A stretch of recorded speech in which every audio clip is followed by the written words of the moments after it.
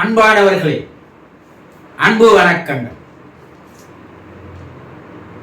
ஒரு மரத்தில் இருக்கின்ற ஆயிரக்கணக்கான இலைகள் ஒரு இலையைப் போல மற்றொரு இலை இல்லை என விஞ்ஞானிகள் கூறுகிறார்கள். அந்த மரத்துல நூற்றுக்கணக்கான கிளைகள் இருக்கும். அந்த கிளைகள்ல ஒவ்வொரு கிளையிலும் ஆயிரக்கணக்கான இலைகள் இருக்கும். அது போல அந்த மரத்தில் இருக்கின்ற மொத்த இலைகளையும் கணக்கிட்டால் கூட லட்சத்திற்கு மேல இருக்கும். அந்த இலையில ஒரு இலையை போல மற்றொரு இலை இருப்பதில்லை. அதுல பல வித்தியாசங்கள் இருக்கிறது. பார்க்கறதுக்கு ஒரே மாதிரி தெரியும். ஆனா அதை உன்னிப்பாக ஆராய்ச்சி செய்யும் போது தாவரவியல் விஞ்ஞானிகள் கூறுகிறார்கள், ஒரு இலை இருப்பது போல மற்றொரு இலை இல்லை.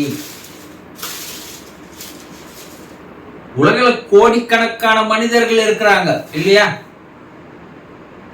ஒரு மனிதனுடைய கைரேகை இருப்பது போல உலகில் வேறு ஒரு மனிதனுக்கு இல்லை. எத்தனை கோடி மக்கள் இருந்தாலும் அத்தனை கோடி மக்களுக்கு கைரேகை என்பது வேறு வேறாக இருக்கிறது. உலகில் இருக்கின்ற எல்லா மக்களும் குணத்திலும் பண்பிலும் ஒரே மாதிரி இருப்பதில்லை. அதிலேயும் வேறு வேறு குணங்களும் பண்புகளும் இருக்கிறது. இறைவன் படைப்புல இப்படி தனித்தனியா உருவாக்கி இருக்கிறான் என்றால் ஒவ்வொன்றுக்கும் ஒரு தனித்துவம் இருக்கிறது, தனிமையான குணம் இருக்கிறது. ஒன்றை போல் மற்றொன்று இருப்பதில்லை. எவ்வளவு பெரிய அறிவாளி பாருங்க இறைவன். அப்போ மனிதர்களிடம் கூட தனித்துவம் என்ற ஒன்று இருக்கிறது. அந்த தனித்தன்மை என்பது ஒருவரை போலவே மற்றொருவருக்கு இருப்பதில்லை. ஏன் அது போல வச்சிருக்கிறான்? ஏன் அது போல படைச்சிருக்கிறான்? ஆனா ஒவ்வொருவருக்குள்ளும் ஒரு திறமையை, ஒரு ஆற்றலை, ஒரு அறிவை, ஒரு ஆளுமையை வைத்துத்தான் படைத்திருக்கிறான். உங்ககிட்ட இருக்கிற ஆளுமை என்ன? உங்ககிட்ட இருக்கிற அறிவு என்ன?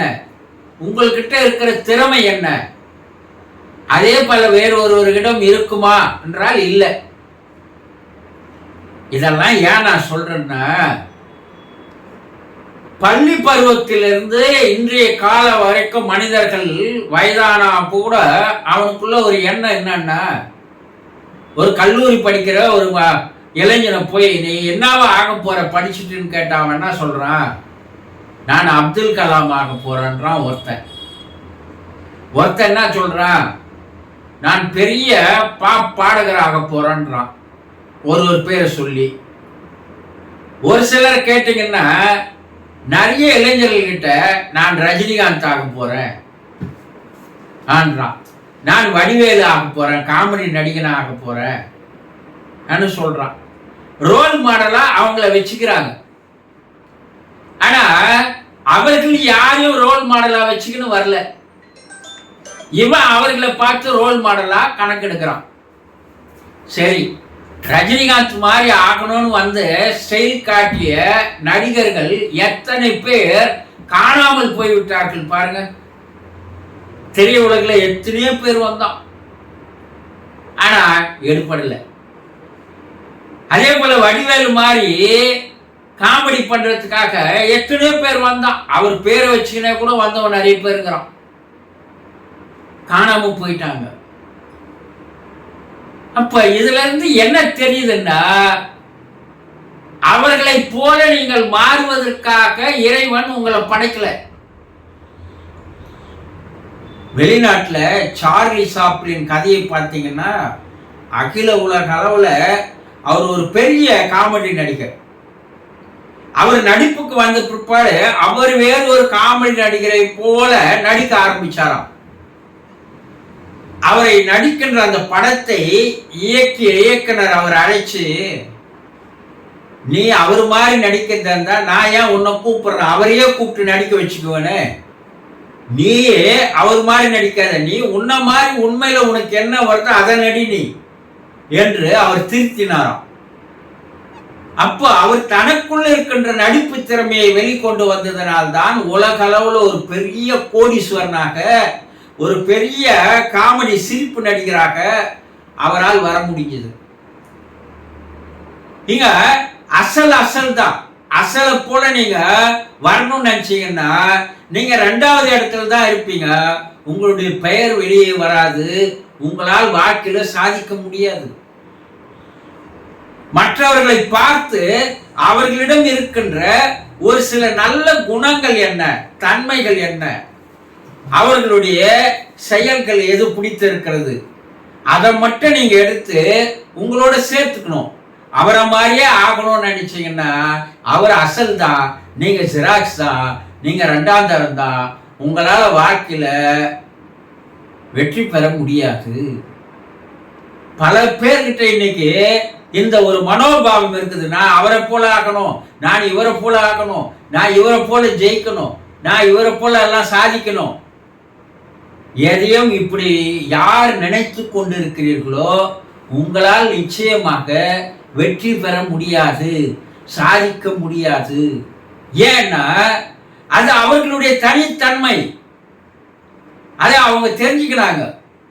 இளையராஜா மாதிரி பெரிய இசைஞானி ஆகணும்னு எத்தனையோ இசையமைப்பாளர் வந்து திரைத்துறையில எடுப்படாதையே போயிட்டான்.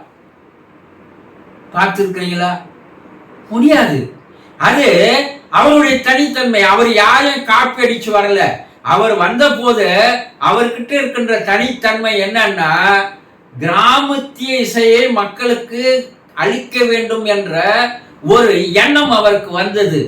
கிராமத்து இசைகளை அவர் இசைத்து இன்று மாபெரும் ஞானியாக அவர்கிட்ட இருக்கிற தனித்தன்மையை அவர் மெருகூட்டி வளர்த்து கொண்டார்.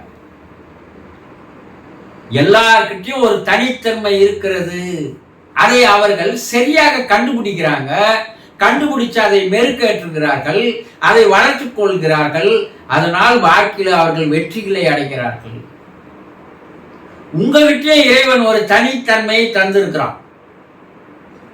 அந்த தனித்தன்மை என்ன என்பதை நீங்கள் தெரிந்து கொள்ள வேண்டும். சில நேரங்களில் அந்த தனித்தன்மை வெளிப்படுகிறது.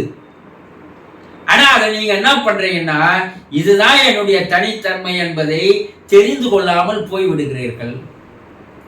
இல்ல உங்களை சுற்றி இருப்பவர்கள், உங்க நண்பருங்க, உறவினருங்க, பா நீ நல்லா பாடுற, நீ நல்லா டான்ஸ் ஆடுற, நீ நல்லா பேசுற, நீ உன்னுடைய அறிவு, உன்னுடைய பேச்சு அறிவார்ந்த பேச்சா இருக்குது, விவேக பேச்சா இருக்குது அப்படின்னு உங்களுடைய தன்மைகளை சுற்றி இருக்கின்ற நண்பர்களோ உறவினர்களோ கூறினாங்கன்னா அப்ப உங்ககிட்ட இருக்கிற தனித்தன்மையை நீங்கள் தெரிந்து கொள்ளலாம்.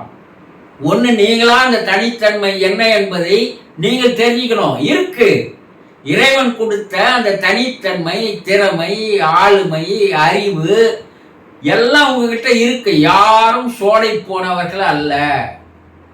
யாருமே ஆளுமை திறன் இல்லாமல் இறைவன் படைக்கல. அவனுக்குள்ள ஏதோ ஒரு திறமையை வைத்திருக்கிறான், ஏதோ ஒரு ஆளுமையை வைத்திருக்கிறான், ஏதோ ஒரு வல்லமையை வைத்திருக்கிறான். இறைவன் ஒவ்வொரு மனிதனை படைக்கும் போது அவனுக்கு இந்த திறமைகளை, ஆளுமையை, அறிவை வைத்துத்தான் படைத்திருக்கிறான்.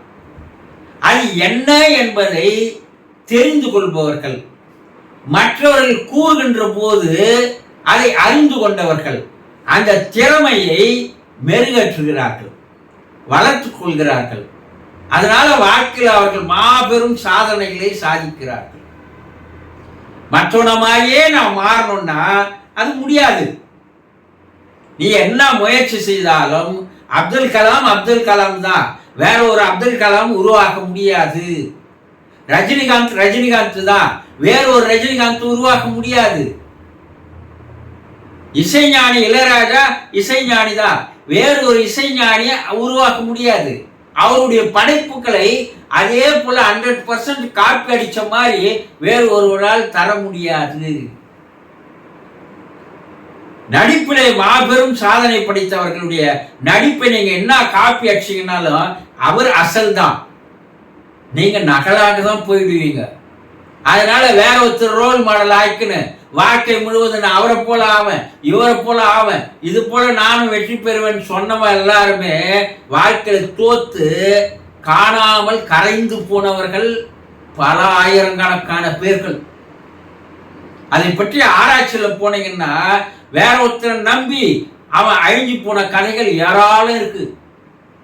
ஆகவே உங்களுக்குள்ள இருக்கிற தனித்தன்மையை நீங்க என்ன பண்றீங்க, வேறொருவரை பார்த்து காப்பி அடிக்கும் போது உங்களுடைய தனித்தன்மையை, உங்களுடைய ஆளுமையை, உங்களுடைய பர்சனாலிட்டியை நீங்கள் சிறிது சிறிதாக இழந்து வருகிறீர்கள். ஒரு காலத்தில் அதை நான் கண்டுபிடிக்க முடியாமலே போயிடுவீங்க, உங்க வாழ்க்கையும் முடிஞ்சு போயிடும். தயவு செய்து உங்களிடம் இருக்கின்ற தனித்தன்மை என்ன என்பதை நீங்களாக அறிய முயற்சி செய்யுங்கள். மற்றவர்கள் சொல்லுகின்ற உங்கள் திறமைகளை வளர்த்து கொள்ளுங்கள். உங்களாலும் மாபெரும் சாதனைகளை சாதிக்க முடியும். தயவு செய்து உங்களுடைய தனித்தன்மையை இழந்து போகாதீர்கள், இறக்க வைத்து விடாதீர்கள். புரிந்து கொள்ளுங்கள். சந்தோஷம்.